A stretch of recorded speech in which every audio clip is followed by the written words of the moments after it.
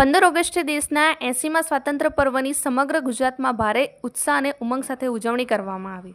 આ નિમિત્તે અમરેલી ખાતે યોજાયેલા રાજ્યકક્ષાના મુખ્ય સમારોહમાં મુખ્યમંત્રી ભૂપેન્દ્ર પટેલના હસ્તે રાષ્ટ્રધ્વજ ફરકાવી ધ્વજવંદન કરવામાં આવ્યું હતું। આ પ્રસંગે સીએમએ કહ્યું, ગુજરાતના લોકો એકસાથે મળીને કામ કરે તો કંઈ અશક્ય નથી। આ ઉપરાંત તેમણે નાગરિકોની સુવિધા સુખાકારી માટે મહત્વપૂર્ણ જાહેરાતો પણ કરી હતી। છેલ્લા 24 કલાકમાં રાજ્યના 135 તાલુકામાં સૌથી વધુ મહીસાગરના બાલાસિનોર અને ખેડાના કઠલાલમાં 3.3 ઇંચ વરસાદ નોંધાયો છે, જ્યારે ડાંગના વઘઈમાં 2.25 ઇંચ વરસાદ વરસ્યો છે, તો અન્ય 12 તાલુકામાં 1 ઇંચથી વધુ વરસાદ નોંધાયો છે। રાજ્યમાં અત્યાર સુધીમાં 494.5 મિલીમીટર એટલે 19.44 ઇંચ વરસાદ થવો જોઈએ, જેની સામે 501.6 મિલીલીટર એટલે કે 19.72 ઇંચ વરસાદ નોંધાયો છે, જે 1% વધુ છે। આજે સવારના 6 થી 10 વાગ્યા સુધીમાં રાજ્યના 34 તાલુકામાં 1 મિલીમીટરથી લઈને 11 મિલીમીટર સુધીનો વરસાદ નોંધાયો છે। વલસાડ, સુરત, દાહોદ અને ડાંગના છૂટાછવાયા વિસ્તારોમાં સારો વરસાદ વરસ્યો છે।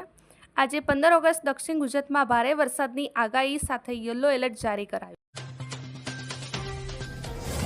મહેસાણા ખાતે સંસ્કાર ભારતી જિલ્લા સમિતિ દ્વારા પંડિત દીનદયાળ ઉપાધ્યાય ટાઉન હોલ ખાતે સ્વરાજનો શંખનાદ વંદે માતરમ નાટકનું ભવ્ય મંચન યોજાયું હતું।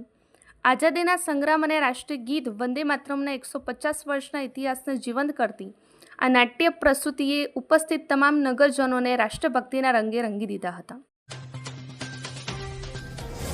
ગાંધીનગર મહાનગરપાલિકાએ સેક્ટર 17 સ્થિત મુખ્ય કચેરી ખાતે આજે 15 ઓગસ્ટ શનિવારે સવારે 80મા સ્વતંત્રતા પર્વની દેશભક્તિના અભૂતપૂર્વ વાતાવરણમાં ઉત્સાહભેર ઉજવણી કરી હતી।